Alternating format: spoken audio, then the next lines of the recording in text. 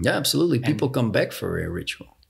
And I mean, how do you think these specific rituals? So with ritual now, I mean the making the cocktail. How do you think experiencing that as a guest? And now I'm asking again for your psychology background. Impacts that experience? Because I know, so I'm sure you know of these studies, which I was fascinated by. So I used to drink a lot of wine. Yeah, I used to love wine. Now I barely drink anything anymore. Just, I don't know. It just faded, kind of. We're getting old. Yeah, we're getting. I guess that's it. So it's like it goes with the age, just as we. But there was this one study, and two studies actually, and I just couldn't believe what came out. They gave a glass of white wine and a glass of red wine to a professional sommelier. They blindfolded him or her, and they were at a 50% chance guessing if this was red or white wine. It blew my mind. It blew my mind. I couldn't believe this. And because the sommelier training is hardcore. It's really hardcore. And it blew my mind. And then there was another study where they had to just average guests, they poured exactly the same wine, but one the customer paid more for, and one they paid less for. But it was exactly the same wine. Yeah. And it impacted how people tasted it. But it's the same as if you buy a pair of Nikes versus a pair of non-branded shoes and you go running on them, the Nikes are always better. It's just a perception. Yeah. But it's But how do you play with that in that scenario? Do you play with that? Absolutely. And that's why I said earlier on, a mediocre drink can become a great drink if there is the whole experience. And ritual experience is what we call it. But if let's say a chef, you go into a kitchen and he's making his recipe from a cookbook. Well, you immediately think that won't be a good recipe because a chef needs to be an expert. And if you take that to the complete other side, if you see a bartender with amazing skills showing you amazing evening, telling you about the history of this spirits, the way it's produced, why they mix it with that, in your head, you give them that expert role, and an expert can only make a good product. Like an expensive wine can only be better than a cheaper wine because you paid more for it. So probably that process has been. And that's always the assumption, right? That's always the assumption. And for instance, I have a client in Luxembourg, and they opened 8 years ago, put cocktails on the menu there. I was there for the opening and we did the cocktails and it didn't work after half a year. 10 euros he asked for the cocktails. Then he upped the price, still 15 euros. Now everybody, because Luxembourg is a champagne country and stuff like that. So it's just a value that people... It's the value. It's not only that they think, ooh, this might be good, but it's also like... Or the expected value, basically. The expected value, yeah. But it's also that if something is cheap, it cannot be good. That's so imprinted in our head. And I do the same. If I buy headphones, something I'm not really knowledgeable in headphones, I go to the shop and I buy the most expensive noise cancellator because I think, well, and they're good, obviously. They're good, yeah. But are they the best on the market? I wouldn't know. Yeah. I wouldn't know. So if you go into the whole experience, the whole ritual, and the ritual, I'll tell you why we're looking for a ritual. There's a slightly different sort of reason why we're in that case. We're looking for a ritual. Tell me. So think of the tequila.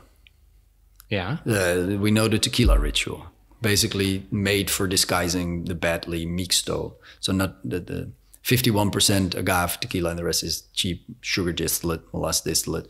Whereas you have 100 agave tequila, 100% that we barely have here in the Netherlands. But it's super expensive. It's super expensive, but it's worth the investment. I agree. I agree. This is I agree. But this is expensive.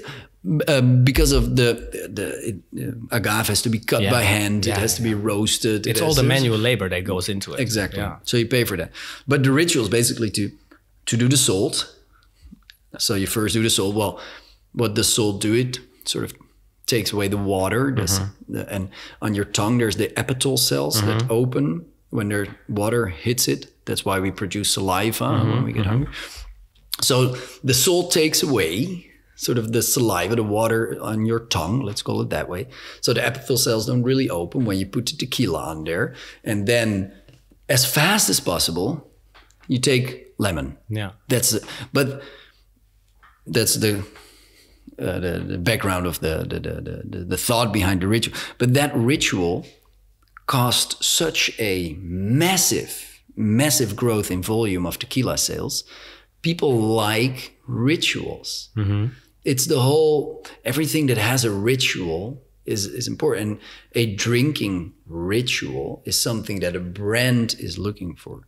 So if you can invent your new drinking ritual, you can potentially create big volumes. In the Netherlands, we have het kopstootje, jenever and beer. Oh, yeah. There you go, it's a ritual.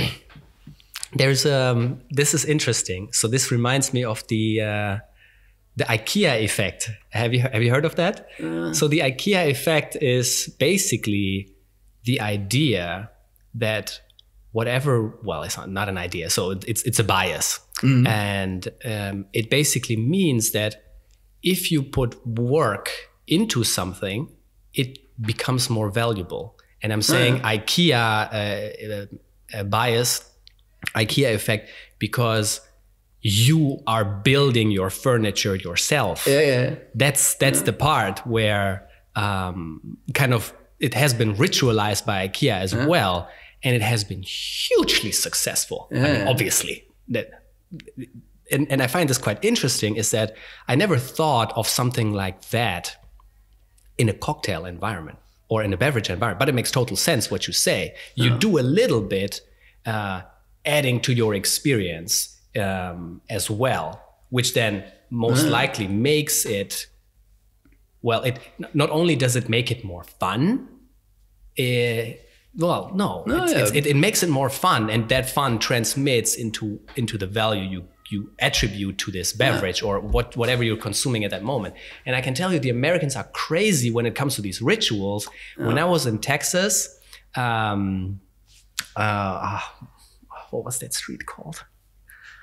It was in Austin. Oh God, I can't believe I forgot the name of that street. 6th Street? I've not yet been to Austin. But wherever you walk into a bar and you order some type of cocktail, it comes with some type of game. And so to anyone listening in Austin, order a Blue Wave. You see what I mean? But it's the same in New Orleans. Wow, now I forgot the name. What's up? But it's very famous. I go to New Orleans every year. It's a big cocktail fair, and it's not a grenade. It's it's just a big glass. Everybody drinks it on Bourbon Street, and it's a ritual. Yeah. And what's very trending now in cocktail world, and I'll be in. Right after Bowls Around the World, I'm going to Negroni Week in the States. Oh, wow. Where's that going to be? All over the States. So I'll be doing 3 cities in 6 days, I believe. My Washington, God. D.C., Tampa, and Chicago. So it's everywhere, but it's okay. Wow. But we're going to serve a red light Negroni. I lived in Tampa. Oh, yeah? Yeah, I lived in Tampa. No, but please continue. It's just interesting that you say Tampa. I'm curious. I can't wait for the good weather there. But no, we served a red light Negroni in a red light bulb, in a light bulb. And from the bulb, we serve the bulb with the glass, and guests pour the red light Negroni over ice themselves. Just that simple pouring. Yeah, that's the experience. It's the experience, and that's why we are looking for an experience. And the ritual is more. Well, that's the same actually. It's and an experience gives people a good feeling, so to say.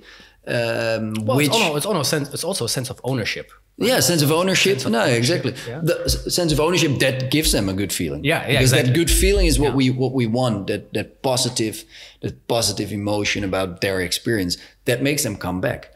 Exactly. It's very people don't spreading a positive message is. Well, people do that, but not too often. A negative message is spread to everybody. But we want to create those positive association. And for instance, Bacardi had the commercial for the mojito. Yes. Yes. That was a great commercial, I have to say. Yeah, but everybody was getting that muddler and doing making mojitos at home and completely ruining their mint. You should never muddle mint, but that's a different thing. But I think it was that song. Yeah, it was that. And even when I was bartending, well, now luckily they don't ask it, but in the 95, 96, when I started bartending, Tom Cruise. And that's the experience, is showing up. The drink could be bad, but it's the whole thing around it. That, and then indeed for the ritual could be, it's also part ownership, that you own the ritual, that you do it yourself, and that makes them come back.